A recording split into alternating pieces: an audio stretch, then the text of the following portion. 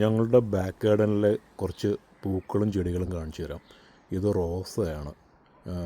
രണ്ട് ദിവസം മുമ്പിടാറ് നല്ല കാറ്റിൽ ശരിക്കും ഇത് ചാഞ്ഞു പോയി.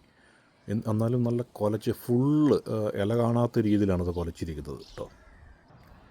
ഈ ചെടി സത്യത്തിൽ എന്താണെന്ന് എനിക്കറിയില്ല. ഇത് നല്ല രസമുള്ള മനോഹരമായൊരു ചെടിയാണ്. നല്ല എപ്പോഴും പൂക്കൾ ഇതിനകത്ത് കാണാം.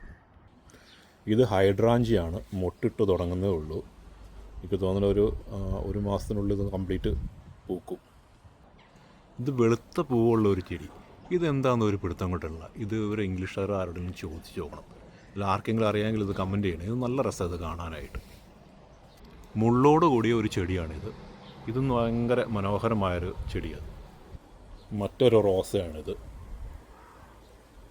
കാട്ടുചെടി പോലെ നിൽക്കുന്ന ഒരു ചെടി, ഒരു പൂവ്. തുളസിയല്ല, എന്നാൽ തുളസിയുടെ മറ്റൊരു രൂപത്തിലുള്ള. ഇതിൻ്റെ പൂവ് ഇതാണ്, കായിട്ടിട്ടില്ല.